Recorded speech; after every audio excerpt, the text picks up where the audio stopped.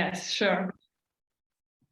Welcome everybody to our LUCI Lunch Seminars. Today we have Ole Thomassen Hjortland with us, and I am particularly glad that he has accepted our invitation. He's currently professor at the Department of Philosophy at the University of Bergen in Norway, where he leads the LUCI Bergen Group. And he is also an external member of the MCMP, the Munich Center for Mathematical Philosophy. His research is on logic and rationality, and I would say in particular on the philosophy of logic. And he has recently published many influential articles on pluralism and abductivism in logic, as well as on the anti-exceptionalism about logic. And the latter was also the topic of a 4 years project funded by the Norwegian Research Council. So today he is delivering a talk on logical pluralism and abductivism in logic. So thank you very much for being here. And Ole, the floor is yours. Thank you so much. And thank you so much for the invitation. It's nice to see some familiar faces. Unfortunately, nowadays, this is the situation that you don't really get to chat to your colleagues that you know very well a lot. You just see them during talks and Q&As. And hopefully I'll see some of you in person in not too long. So as Costanza said in the introduction, I've been the PI of a research project funded by the Norwegian Research Council called anti-exceptionalism about logic. And this this talk is kind of the, one of the sort of loose ends that I've been trying to deal with after the project. There's a lot of loose ends, I should say, but this is one of them. And it's kind of on a sort of autobiographical note. I started working in the philosophy of logic more broadly on pluralism, and I think that I certainly at some point counted myself a logical pluralist. I have a great deal of admiration for the plurality of non-classical logics out there, as some of you know. And then I got into this project on the methodology, or maybe even epistemology of logic, more broadly construed. And in fact, the first paper I wrote on anti-exceptionalism was kind of a response to the positions of Tim Williamson, a classicist, and Graham Priest, a non-classicist, a dialethist, respectively, which was kind of it was pretty critical of their abductivist positions. And now I'm just going to say in bracket that I realize that for some of you, these positions aren't very familiar, but I'll talk more in detail about them shortly. And it's just one of those things where even though you're writing a critical piece, sometimes you sort of get labeled yourself an anti-exceptionalist, and that happened. And then I had to reply to various critics, and then I got engaged in this literature more than I had perhaps anticipated in advance. And now I have to admit that I count myself more as an anti-exceptionalist than a logical pluralist. And in the paper today, I think I'm going to offer some of the reasons why I've moved in that direction, despite the fact that originally when I wrote about anti-exceptionalism, I was quite keen to find a sort of way of being a pluralist in that framework, let's say.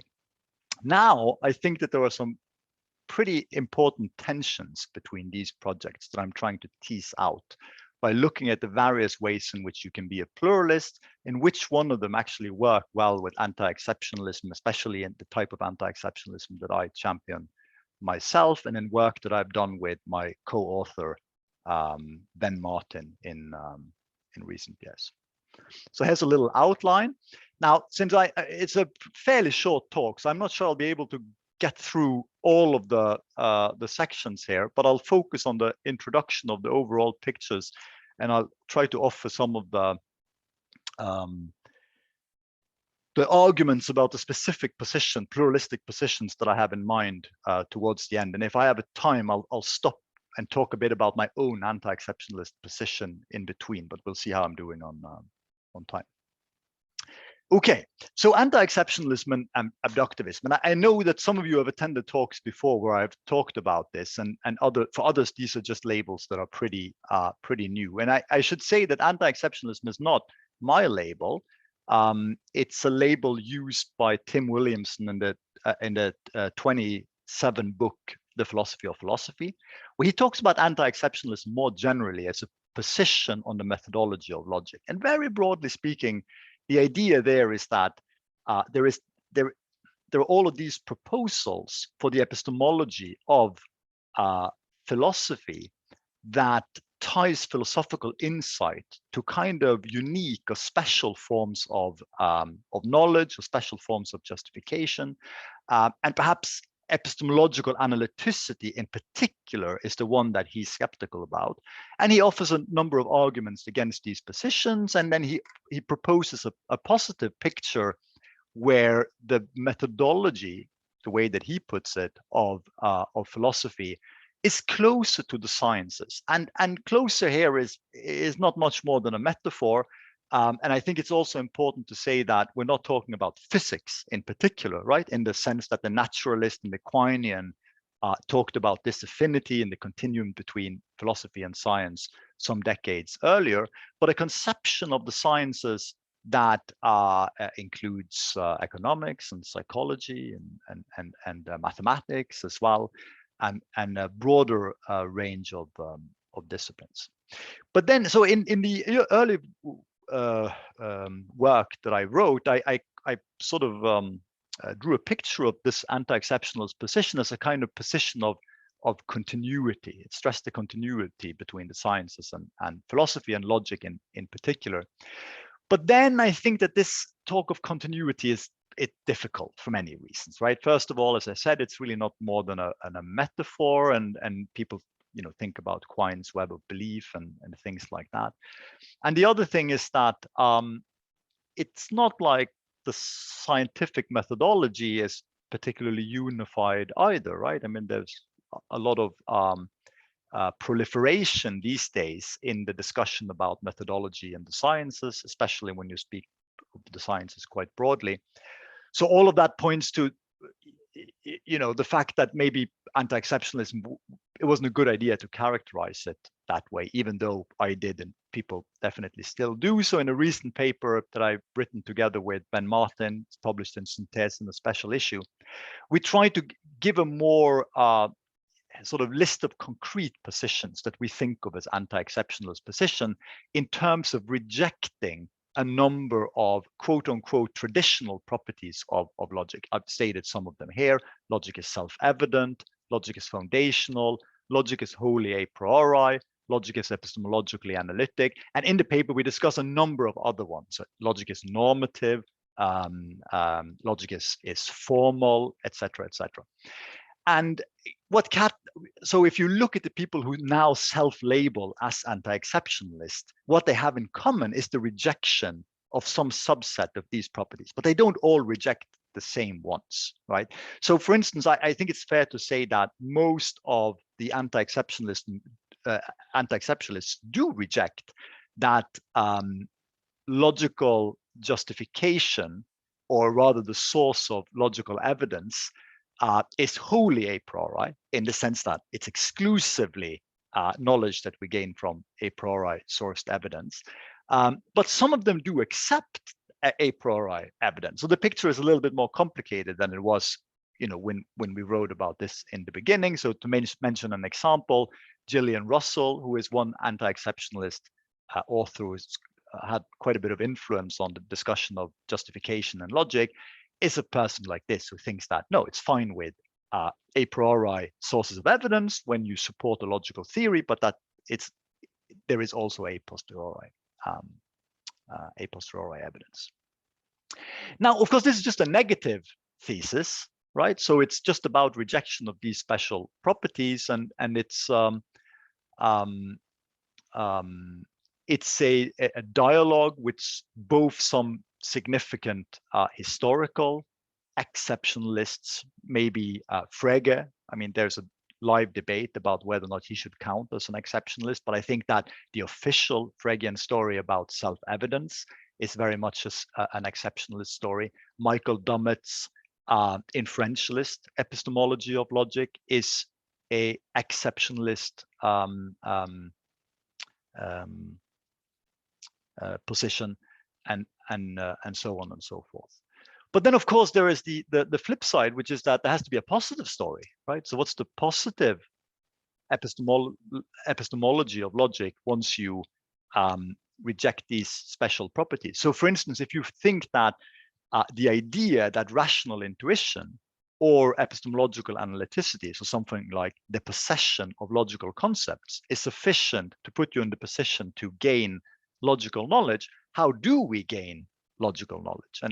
And here the project is very much inspired by Graham Priest's work on revision of logic and the historical fact that logical theories are indeed revised and systematically revised in the history of logic, right? And not only in the sense that logic throughout the centuries have gotten sort of a more sophisticated and also mathematical methods, but in the sense philosophically that there were arguments we thought to be valid in Aristotle that we now reject, there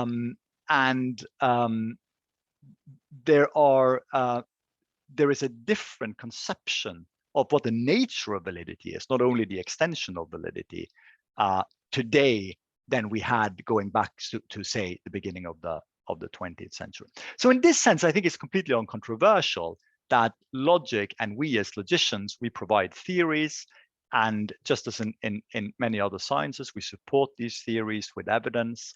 And there are sometimes, as is the case with classical and non-classical logics, fierce rivals and divisions in the research community. And we do offer arguments for our theories. We take that seriously. And for instance, we don't think that we're just talking past each other, right? But if we're being charitable, we think that we're actually disagreeing about something substantive. But then, of course, the question is, well, if that's the case, if we are disagreeing about something substantive and if we're offering evidence, what is the nature of the evidence that we're providing? And what is it that a logical theory is trying to do?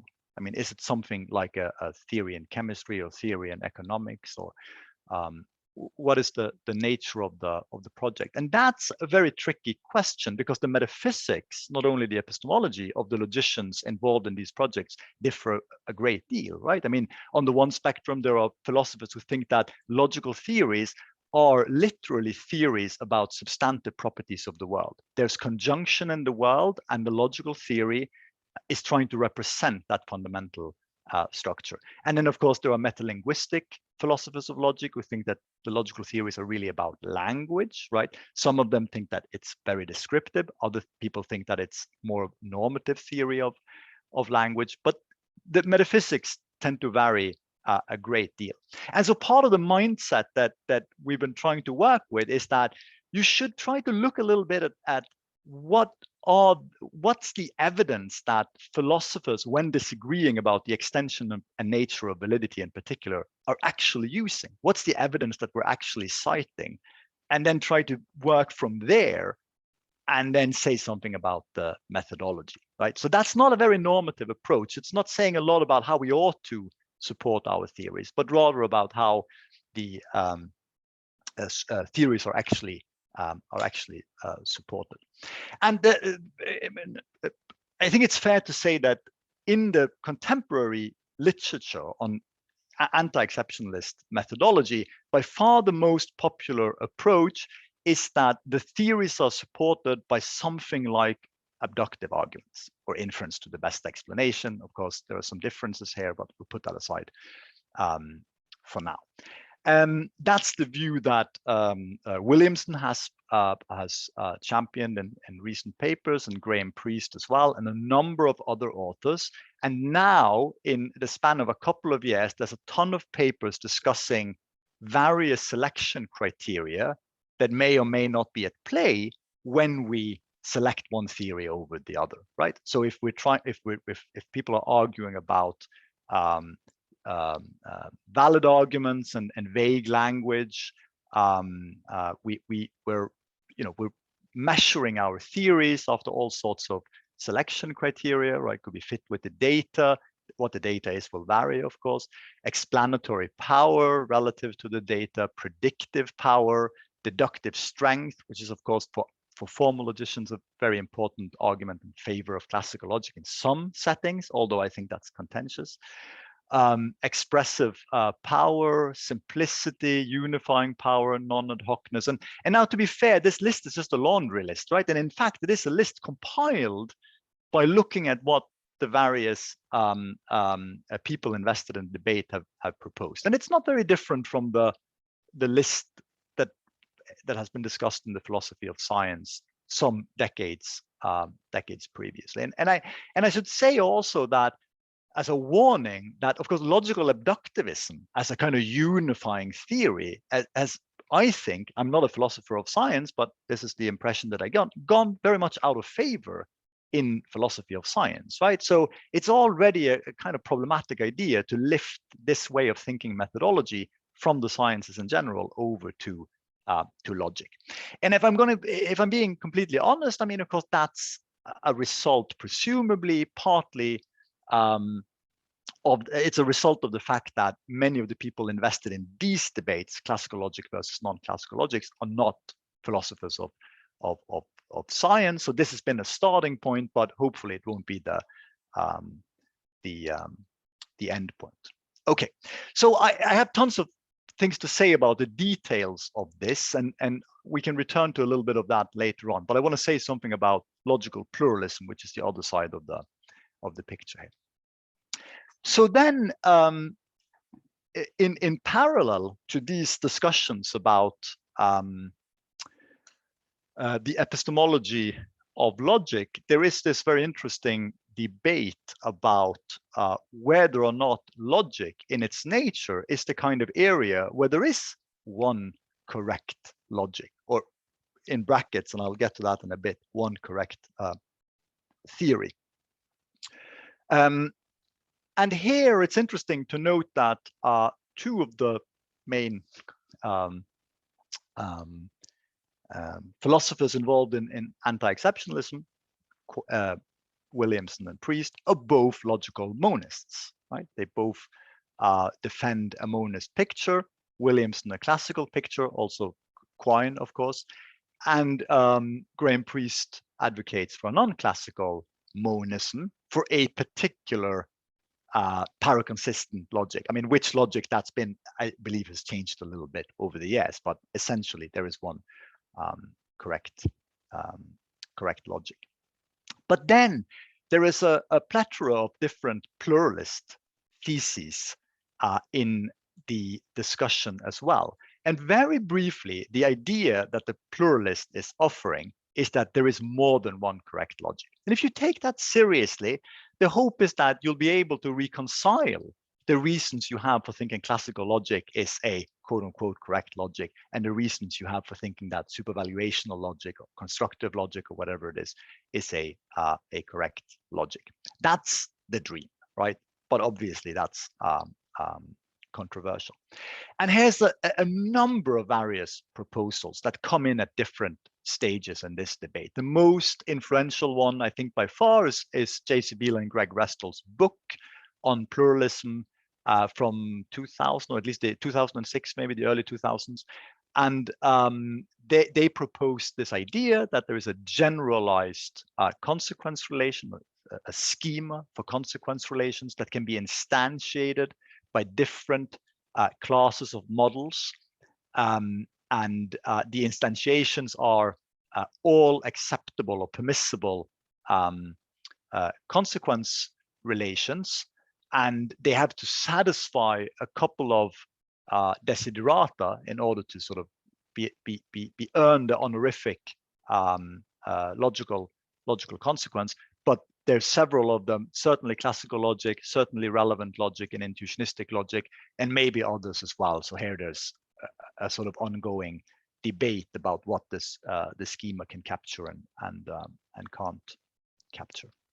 But there are many other theories on the market. There is a in Beal and Restall's work, they really stress that they're not talking about language pluralism. So it's not like they think that there are different languages, and what if you choose another language, then you get a different logic. They think in one language there can be several logics, which is a very key insight for them. And they're addressing that because of this backdrop of Knapian logical pluralism, which is exactly the idea, exactly the idea that the logic is attached to a language, and the choice is not between different logics, but between different languages. And someone like Matti Eklund, who's written about this recently, has the idea that the pluralism is supported not by a sort of the direct fact that there are several permissible consequence relations, but there are several permissible languages, and those languages have different consequence relations, and that's the way you get to the pluralism. Then there's relata pluralism, I've called it here. So Gillian Russell has a form of pluralism where the pluralism is not in the consequence relation itself, but in what we count as relata. So what are the premises and the conclusion? Are they sentences, propositions, utterances even, and so on and so forth? And she's trying to demonstrate that that's clearly going to land us in very different logical theories. We have contextualist theories of and relativistic theories of pluralism now. And Hartree Field has proposed something that I've called epistemic standard pluralism, where the pluralism is not about the consequence relation, but between the consequence relation and various thresholds for believing, credentially believing. So there's a lot of options on the market here, and I'm not going to try to assess those. I've written about this in my other work, but I think it's nice to be aware of the many options there are in the pluralist debate. And then just for sort of to complete the picture a little bit, more recently, people like Aaron Cotnor and again Gillian Russell have argued for what they call a nihilist position, which is that there are no correct logics, right? So we were mistaken to think that there was a single correct logic, but not because there's more than two, because there's not. And now that's not a popular position, but I think it's interesting as well. Okay. Now, I think that one thing that becomes clear here in the very articulation of pluralist thesis is that there are at least two contentious terms in the blurb. We're talking about logics, and we're talking about correctness of the logics. And of course, both of these can be construed in very different ways, right? So what I want to stress in order to get into the connection between anti-exceptionalism and pluralism is that clearly we're not talking about formal systems. No one's disagreeing that there are lots of formal systems, and the formal systems are being applied to different things. And some of them are highly successful at doing what they were designed to do, and so on and so forth. And I think that's important to say, because it would be really puzzling if there was a live disagreement among philosophers of logic, Hartree Field, Graham Priest, and Williamson, about the nature of validity, which had to do with the formal systems and their applications. So following Priest, we can say that there is a sort of canonical application of a logic. It's to validity, deductive validity. Specifically, but I would even maybe go further and say that it's not really an application, because I don't think of the logic as a tool. I would rather say that canonically logics are theories of validity. They're theories of validity, although formal logics, which is part of the infrastructure of logical theories more generally, they can be applied to all sorts of things, right? So there is this old anecdote about fuzzy logic in washing machines. I've never been sure if that's true or not, but logics have certainly been applied to many things. So this is important to get our arms around in order to have a sort of idea of what correctness is about that's common to the debate, right? Because an application isn't really something that's correct or incorrect, but a theory is something that's correct or incorrect, right? About the thing that the theory is about. So the way that I like to think about it is that the theories are about the property, validity. Of course, we disagree about what the nature of the property is. Is it a thin property? Is it a thick property? Is it metalinguistic or non-metalinguistic, and so on and so forth. But that's something that we disagree about, right? And again, not only the extension of the validity property, that is for instance, classical reductio a valid argument or not, right? But why is it a valid argument if it's a valid argument, right? So there are rivaling theories of the nature of validity. Okay, and it's built into this picture that I'm drawing up now. We're getting closer to the anti-exceptionalist framework, that the logical theories that are about validity, they're theorizing about validity, they're not formal, right? I mean, they're interpreted theories. They can, of course, contain formal components, just like, or models, just like another scientific theory could contain a piece of mathematics as part of a model. And they're not normative in any direct sense. They're descriptive, right? There's a property out there that we're interested in, validity. Could be other properties too. Could be consistency. It could be provability and so on, right? But validity, I think, for my purpose, is going to be the main one. So it's not normative in the sense that the logical theory is in the business of prescribing how we ought to infer or how we ought to update our beliefs.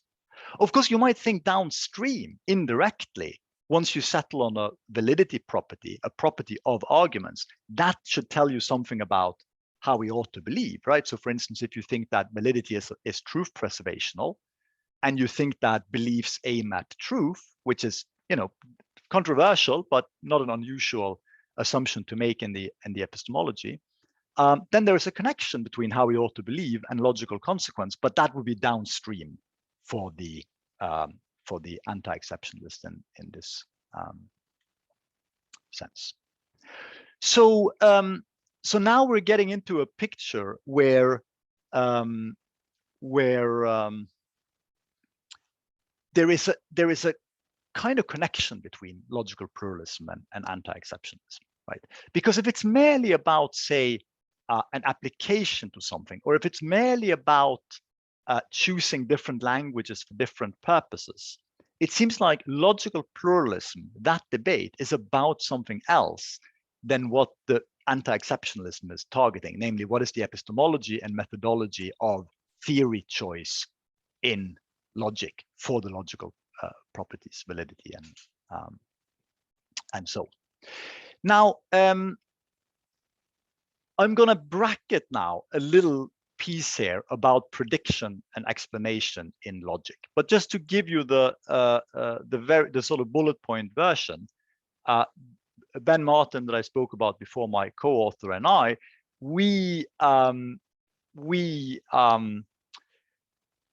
developed a kind of anti-exceptionalist methodology that is not really abductivist. We call it predictivist instead, which tries to develop concepts of explanation and prediction for logical theories. Is there room for explanation and prediction in logical theory?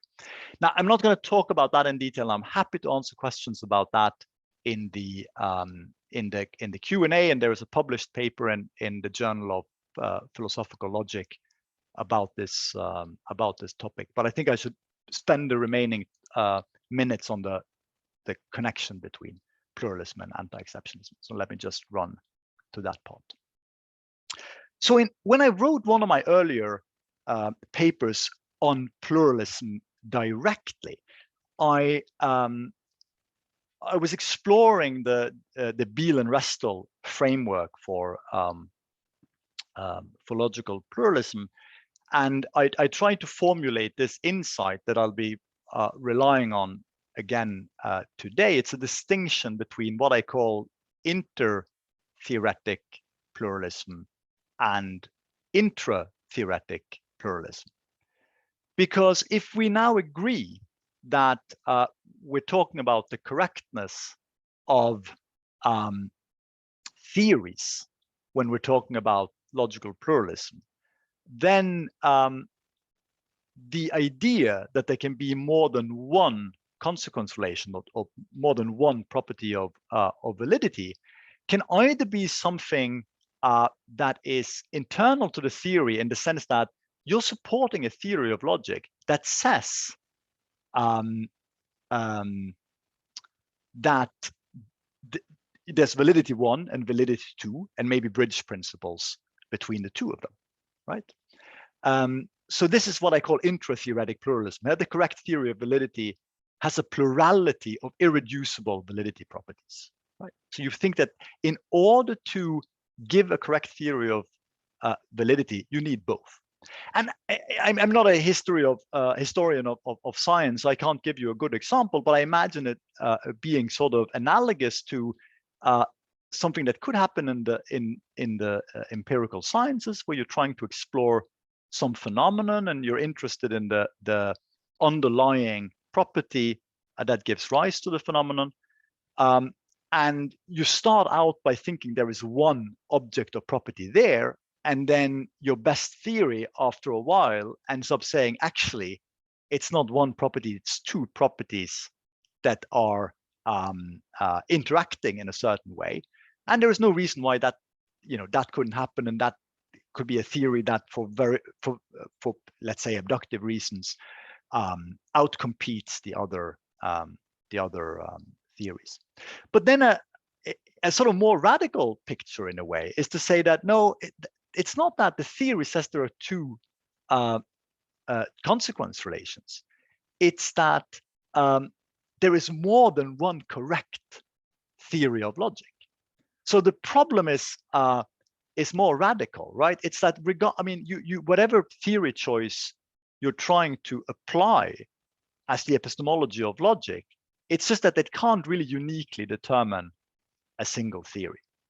And now I think by emphasizing this, you see kind of the radical nature of pluralism a little bit more distinctly, right? So Susan Hack, who's one of the early writers on pluralism, when she describes pluralism, this is really the kind of pluralism that she has in mind. It's a kind of global pluralism. It's an all-purpose logic, and there are two logics, and it's simply indeterminate which one is the correct one, right? So it's not only that we don't have the evidence to distinguish them at the time, but it's really indeterminate which one is correct.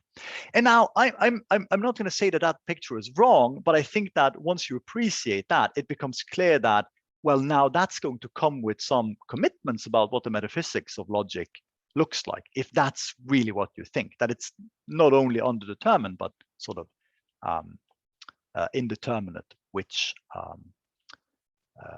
indeterminacy that gives rise to the plurality. Okay.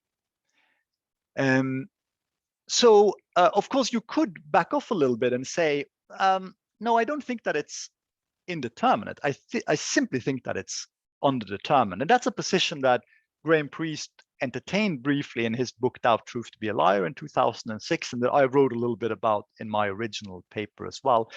But I think it's fair to say that that is kind of a slightly underwhelming kind of pluralism. Are we really having this debate between, say, classical logic and intuitionistic logic or paracomplete logic? Because, well, we're still waiting for the evidence to come in, and while we do, we're sort of we can't really settle the debate, but maybe we will down the line. And it also seems kind of too cheap in a way, right? Because you get pluralism really for cheap in that situation. It just seems like, well, now you can always sort of create theories in such a way that they're underdetermined by the available data, almost regardless of what the data is. So I think that suggests that it can't really be what the pluralist is after. Now, again, thinking in the anti-exceptionalist framework. And then there is this other option. I have to watch the time a little bit. There's this other option, and this is actually one of the more in vogue options in the logical pluralist debate, and it goes back to Quine as well, interestingly, just like the anti-exceptionalism. And that's a meaning variance pluralism. So now again, we're in the intertheoretic variant. So the idea is that there's more than one correct theory of logic. But the reason why we have that situation is that the meaning of the involved logical constants is not fixed across the theories, right? And remember now, think back to the Beal and Restall framework. That's exactly what they're stressing in their theory. No, it's the same language, several consequence relations. The intertheoretic pluralist in the meaning variant sense goes in the other direction, more along the Knapian pluralism, and says, no, the reason why we're in this situation is because and, not, for all, and so on has different meanings in the intuitionistic and the classical logic. So no wonder we have these theories that are kind of incomparable. And I think the interesting thing is that when you go back and look at, for instance, Susan Hack, who wrote about this, right? She got these ideas from the mid 20th century debate in the philosophy of science from Kuhn and Feyerabend and others. And so if we're moving now on that trajectory, in the philosophy of science trajectory, of course, these ideas that there was meaning variance in the sciences in general, they were and still are extremely controversial, right? Because they lead to very deep problems about how to secure genuine or substantive disagreements about between the theories, right? And if we don't have that, it becomes very hard to say that we make progress from one theory to the other. And thinking from the anti-exceptionalist position, where Frege's work was a progress from syllogistic theories, and Tarski's concept of logical consequence was another piece of progress in logical theorizing. You don't want to end up in a situation where you have to say that these theories are incommensurable, to use a Kuhnian term. So again, I mean, I don't have a knockdown argument against this kind of position, but this is a position that was quite close to my heart when I myself used to be an inferentialist. But now, looking through the lens of anti-exceptionalism, this doesn't look very attractive at all once you have the well, what I in the beginning called this continuity with the sciences.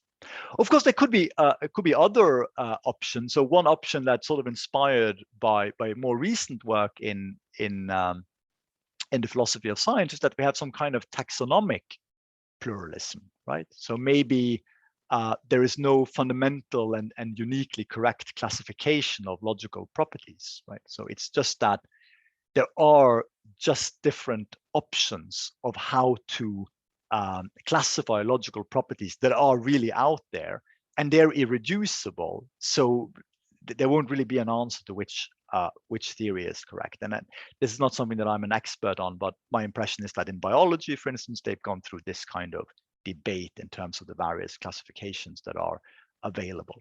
And of course, there could be something similar in logic, and Ulf Lubil, in a recent paper against abductivism, actually argues that this is sort of the situation that we have in logic, right? We just have very different classifications in terms of propositions, in terms of judgments, in terms of speech acts. And you might also think that in terms of different ways of formalizing natural language, if you think that natural language is the target of the logical theories. And that gives rise to a plurality that again is in some sense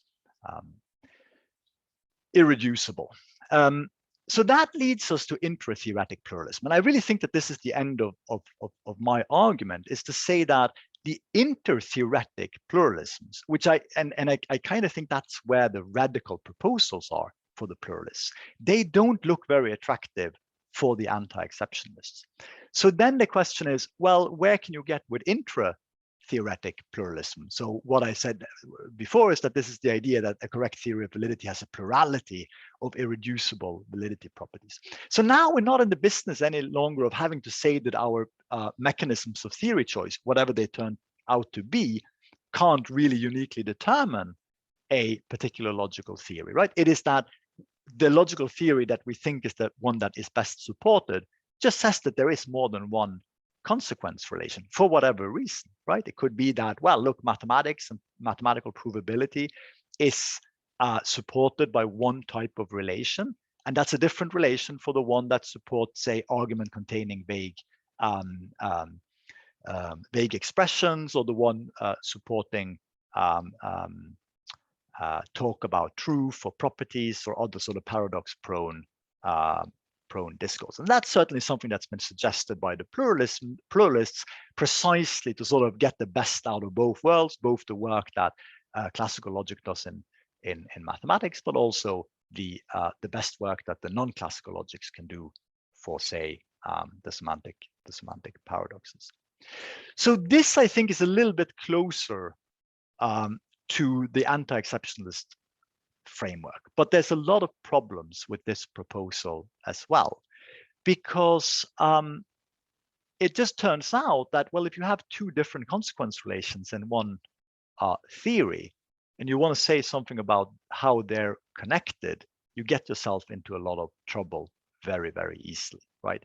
If they both deal in truth, if they both are connected to knowledge, but they're, I mean, as they should be, they're not coextensional, that leads to what in the literature is known as collapse arguments, right? That the weaker logic collapses into the stronger logic, or sometimes vice versa, depending on what kind of argument is being presented. And there's also the issue that, well, if these logics aren't all-purpose, if they're meant to be domain-specific, more in the sort of vein that I proposed before, that so one is for mathematics and the other is for vague terms, then you get a mixed inference problem, right? So now you're in a situation where if the argument contains both a piece of mathematics, but also a sentence involving vague expressions, you don't know which logic to apply, so you need some kind of system for doing that. And here there's a lot of technical proposals in the literature trying to do exactly that, but I think it's fair to say at this point that we don't have a good solution. So that's difficult infrastructure that has to be in place in order to talk sensibly about theories like this containing two consequence relations. Okay, so that's my end point, and I think I'm not going to say that I've given up on logical pluralism, but I think it's fair to say that anti-exceptionalism and my commitment to that program has pushed me away from pluralism towards a monism, and I can only hope that, well, that will be towards a non-classical monism. Thank you very much. Thank you, Ole. Thank you very much for your wonderful talk. Are there any questions? Are there questions for Ole? So we have Peter Schröder-Heister. Hi, Ole. Yeah. Can you understand me? Can you hear me? Yeah. Okay. So I mean that this was very stimulating, and I tend to agree with many things that you said. But I mean, I think I see the problem of a kind of contradiction in terms. I mean, you have been talking all the time about logic, so you think that obviously think there is such an issue as logic. So by I mean, the radical position would be to say there is no logic.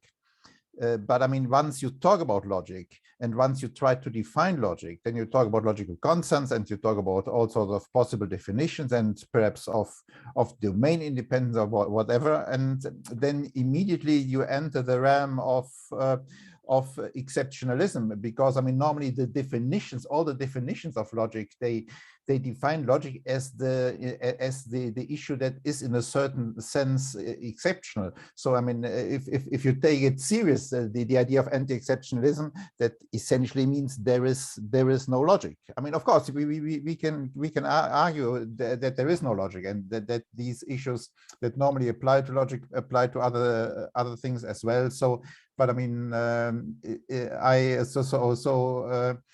what do you think of this? Isn't anti-exceptionalism of logic a contradiction in terms? Yeah, no, it's a very interesting question.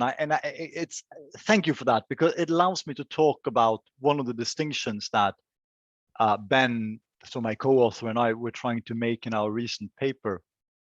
So Stuart Shapiro, he attended one of my talks a couple of years ago. This was in person, and he said to me, of course, logic is special. If it's not special, why would we be doing it, right? That's what makes it interesting.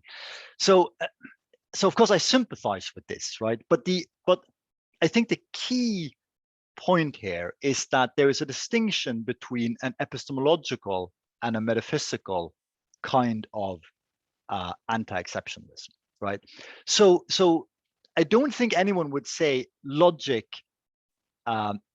doesn't have its own unique domain, right? I think even the anti-exceptionists just said, no, of course, that's fine. I mean, chemistry has its own unique domain, and so does economics and law and mathematics and so on. And you know, they might be blurry in the sense that there's a lot of vagueness in what goes where in terms of these theories. But it's not that logic it's not about something. It's about logical properties, right? And there are many of those. And if you ask logicians to list them, they won't list exactly the same, but there will be quite a bit of overlap, I think, right? And they will disagree about what the nature of those properties are, right? Are they about language? Are they about the world? Are they merely formal? There's lots of disagreement.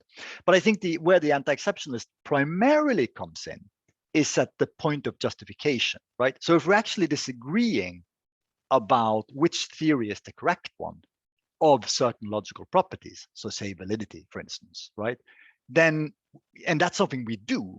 That's just a matter of fact. We disagree about what the best theory of validity is, what the best theory of provability is, and so on. And we offer arguments for our theories, and then we're involved in a discussion, and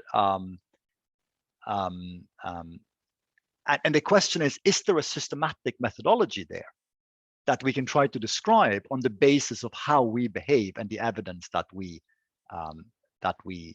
cite, right? So that points to a more sort of, there's something unified that we're all talking about, but the real question here is about what the epistemology is, right? Is there a specific, unique epistemology that comes with logic as opposed to all the other sciences, or is the methodology actually a lot more similar than we thought? Yeah. So I hope that's an attempt at answering at least better. Thank you. So Giuseppe? Yes, thanks, Ole. At risk of sounding naive, right? I'm going to make this question because I always thought of myself as a pluralist, instinctively a pluralist, right? But then I realized that the reason why I believe in pluralism is something that you didn't mention at all. Maybe at the end when you mentioned domain specific. Yeah.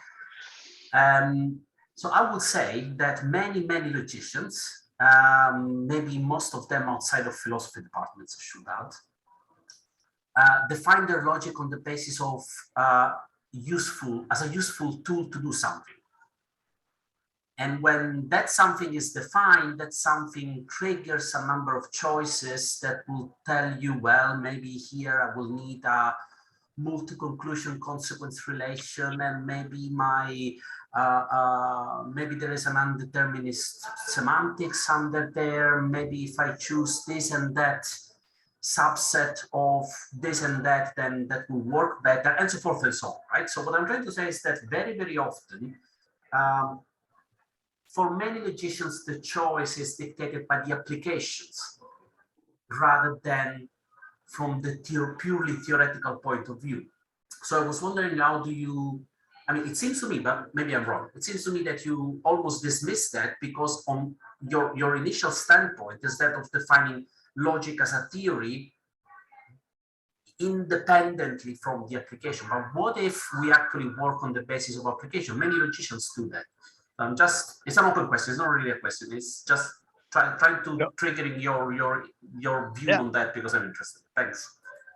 I think that's absolutely fair, and I definitely didn't mean to be dismissive of the approach to logic as applications and a toolbox for all sorts of purposes. Again, I just take that to be, I mean, that's just a sociological fact of the field. And actually, when we think about the progress more generally that logic has made, I mean, that's connected to a very large extent to what logics can do, right? And they're very flexible tools. They can do a lot of things, right? I mean, information handling is one of them, but just a lot of other things as well.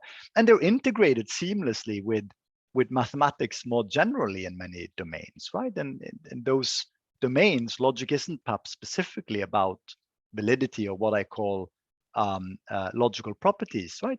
It's a piece of mathematics, and it'll find new applications that no one anticipated. Maybe the washing machines, right? But I think that's all fine, right? And it's, of course, we shouldn't stop working and applying the logics, developing the logics as tool and applying them in this way. But in the philosophy of logic, there is an ongoing debate about the nature of validity, full stop, right? It's not validity as a formal relation in system S. That's not what people are disagreeing about, right? Because that's not an interesting disagreement. There's a theorem, right? Or there's a definition. You're done, right? That the debate's over. We really think that there's a property, and Williamson has a view of that property. It's truth preservational, right? It's necessary, etc. And classical logic, now the mathematical theory, has this sort of, it's a model of that relation, but it's a real relation. And Field doesn't think so, right? He has a different theory. Priest doesn't think so. He has a different theory. And again, it's not only that they say, oh, the law of excluded middle, that's not a theorem. That's not a logical truth. They also say it's not a logical truth, and I'll tell you why. And then they offer their theory of validity, right, as an explanation. And when you question that, they offer evidence, right? They say, well, look, if you don't define it like this, then it'll turn out that this argument, and they show you the Curry paradox, that's now going to be truth preservational and valid.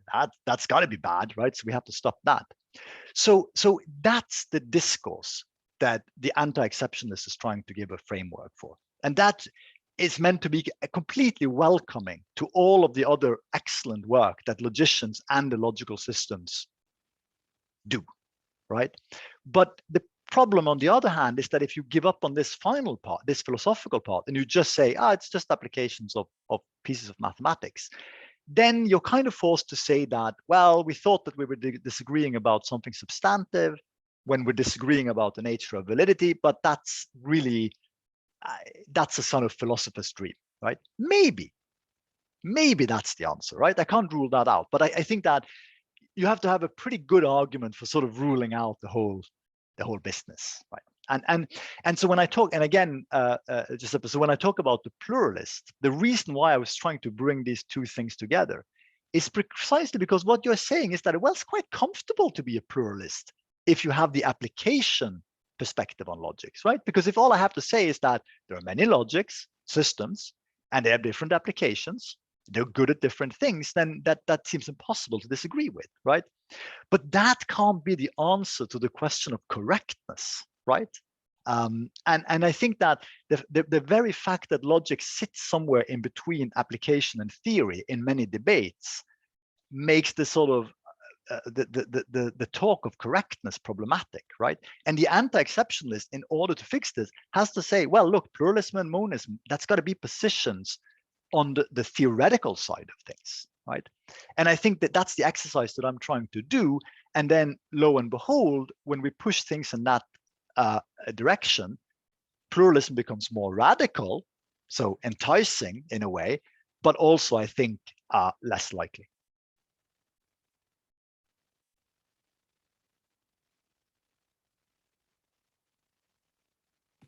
Oh, sorry. Masanobu Toyuka, did you have a question? Hello, can you hear me? Yeah. Firstly, thank you very much for the very interesting presentation. And my name is Masanobu Toyuka, who studies philosophical logic in Japan. And my question is maybe very elementary or maybe very general to logical pluralism position. And my question is how to count logics.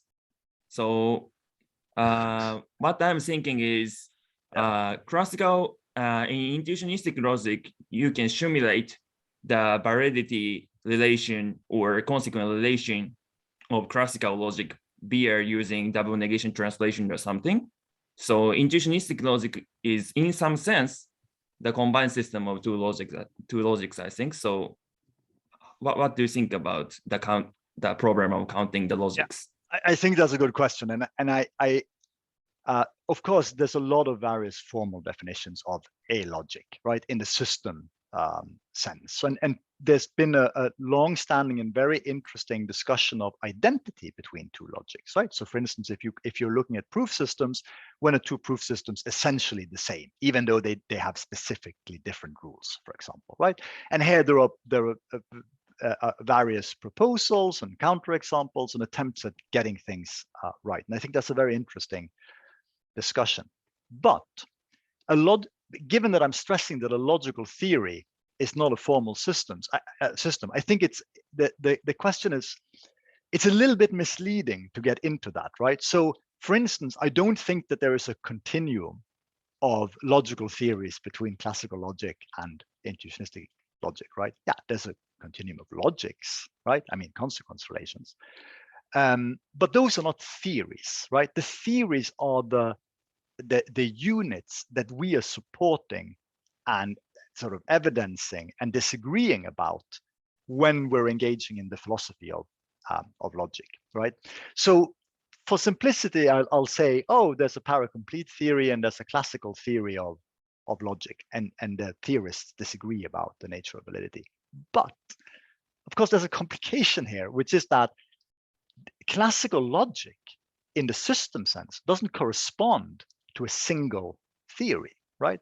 There are many people who would say, as philosophers of logic, I'm a classicist. I think classical logic is correct, but their theories are different, right? For instance, some of them will insist that truth in a model is really truth simpliciter. That's what we're talking about. Other people will just say that, no, that can't be, right? Because once we try to model that in the object language, things are going to go really bad, right? So that's a bad idea to think like that, right? So I still think this is the correct relation, but you have to be careful not to take the idea of truth in a model too philosophically seriously, right?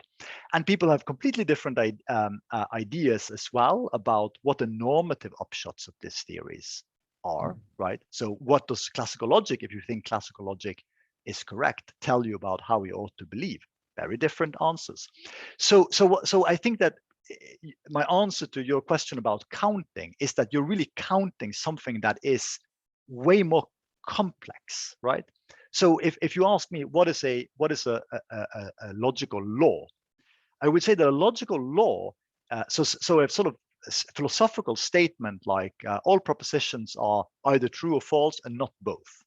That's something that you can think about as law-like, right? It's a generalization, it's a strong statement, and it's supposed, at least in many theories, to explain something that's going on, right? But I wouldn't say that the schemata, the law of excluded middle, is a law in that sense, right? I mean, that's actually something quite downstream from the theoretical side of things, right?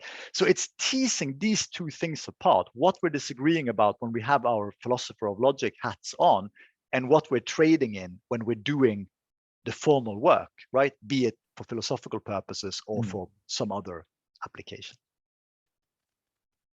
Yes, thank you very much. Thank you. Are there any other questions? No, so if not, we can thank you again very much, Ole, for being here and for his interesting talk.